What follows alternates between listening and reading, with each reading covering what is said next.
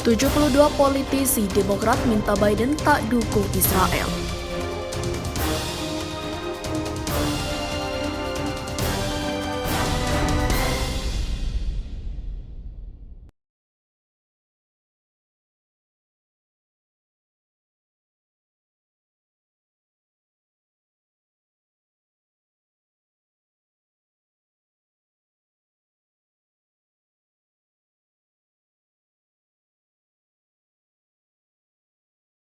"72 politisi Demokrat minta Biden tak dukung Israel."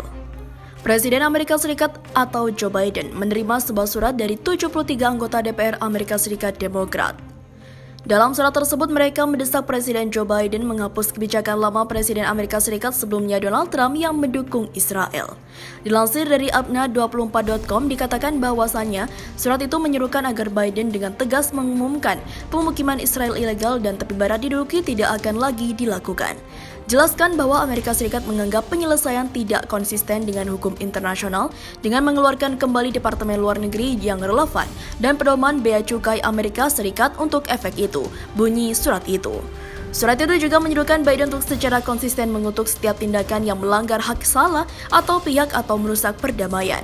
Surat itu juga meminta Biden untuk meninggalkan rencana Trump terkait aneksasi Israel atas bagian-bagian tepi barat. Dan juga, surat tersebut juga mendesak Biden untuk menekan Israel untuk menghentikan rencana pengusiran keluarga Palestina dari Al-Quds Timur yang diduduki.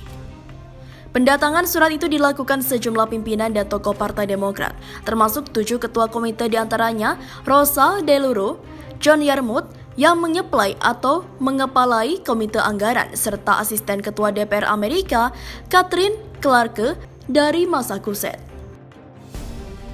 Perserikatan Bangsa-Bangsa pada Kamis 24 Juni menuduh Israel secara terang-terangan melanggar hukum internasional dengan memperluas pemukiman di tepi barat dan Yerusalem Timur dengan mengatakan permukiman itu ilegal dan mendesak pemerintah baru negara itu untuk segera menghentikan perluasannya.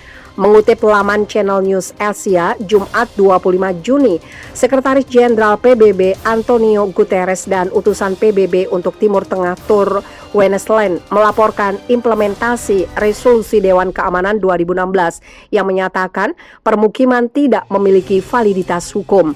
Ini menurut penghentian ekspansi mereka di tepi barat dan di Yerusalem Timur, tanah yang ingin dimasukkan Palestina dalam negara masa depan. Wennesland mengatakan dalam sebuah pengarahan kepada Dewan tentang laporan setebal 12 halaman Guterres bahwa dia sangat terganggu dengan persetujuan Israel atas rencana untuk menambah 540 unit rumah ke pemukiman Har Homa di Yerusalem Timur serta pendirian pos-pos pemukiman. Dia mengatakan itu ilegal juga di bawah hukum Israel. Saya sekali lagi menggarisbawahi dengan tegas bahwa pemukiman Israel merupakan pelanggaran mencolok terhadap resolusi PBB dan hukum internasional, kata utusan PBB itu. Mereka adalah hambatan utama bagi pencapaian solusi dua negara dan perdamaian yang adil, langgeng, dan komprehensif. Kemajuan semua aktivitas pemukiman harus segera dihentikan, kata Wennesland. Sementara itu Israel membantah permukimannya ilegal.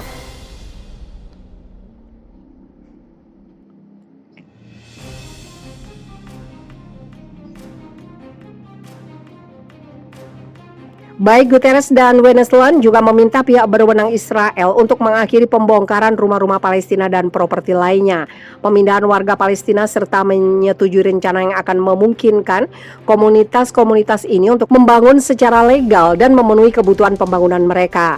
Resolusi Desember 2016 yang abstain oleh Amerika Serikat pada minggu-minggu terakhir pemerintah Obama juga menyerukan langkah-langkah segera untuk mencegah semua tindakan kekerasan terhadap warga sipil dan mendesak Israel dan Palestina untuk menahan diri dari tindakan provokatif, hasutan, dan retorika inflamasi. Ia juga meminta semua pihak untuk memulai negosiasi mengenai masalah status akhir dan mendesak upaya diplomatik internasional dan regional yang intensif untuk membantu mengakhiri konflik Israel-Palestina yang telah berlangsung puluhan tahun dan mencapai solusi dua negara di mana Israel dan Palestina dapat hidup berdampingan dalam damai. Guterres dan Wendelsland menjelaskan bahwa selama 4,5 tahun setelah adopsi resolusi tidak satupun dari banding itu dipenuhi. Wendelsland mengatakan periode antara Maret dan Juni yang tercakup dalam laporan itu menyaksikan peningkatan yang mengkhawatirkan dalam tingkat kekerasan antara Israel dan Palestina, termasuk permusuhan antara Israel dan faksi-faksi di Gaza pada skala dan intensitas yang tidak terlihat selama bertahun-tahun.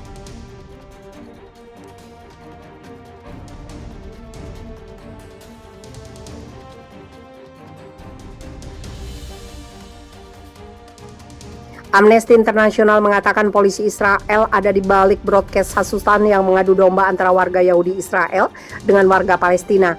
Dalam laporan yang diterbitkan TRT Watch Jumat 25 Juni, Amnesty melaporkan temuan tindakan polisi Israel yang diskriminatif.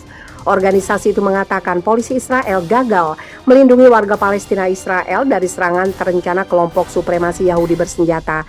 Laporan menyebut polisi mengetahui rencana itu sebelumnya.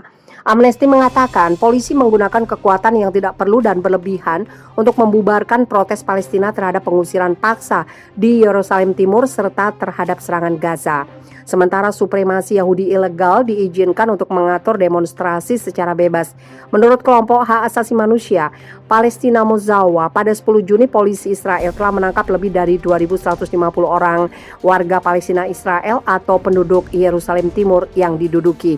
Sebagian besar warga Palestina ditahan karena pelanggaran seperti menghina atau menyerang petugas polisi atau mengambil bagian dalam pertempuran ilegal daripada karena serangan kekerasan terhadap orang atau properti. Menurut Komite Tindak Lanjut untuk Warga Arab Israel, bukti yang dikumpulkan oleh Amnesty International menggambarkan diskriminasi dan kekuatan berlebihan yang kejam oleh polisi Israel terhadap warga Palestina di Israel dan Yerusalem Timur yang diduduki, ungkap Salehi Ghazi, Wakil Direktur Timur Tengah Amnesty International. Beberapa warga Yahudi Israel yang ditangkap diperlakukan dengan lebih lunak. Supremasi Yahudi juga terus mengorganisir demonstrasi sementara warga Palestina menghadapi penindasan. Polisi memiliki kewajiban untuk melindungi semua orang di bawah kendali Israel, apakah mereka Yahudi atau Palestina. Sebaliknya, sebagian besar yang ditangkap dalam tindakan keras polisi setelah pecahnya kekerasan antar komunal adalah warga Palestina.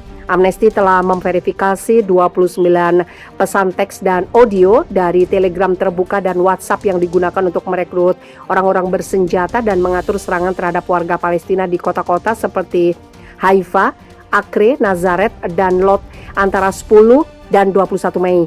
Pesan itu termasuk instruksi tentang lokasi dan waktu berkumpul, jenis senjata yang digunakan, bahkan baju untuk menghindari kebingungan antara orang Yahudi keturunan Timur Tengah dengan orang Arab Palestina.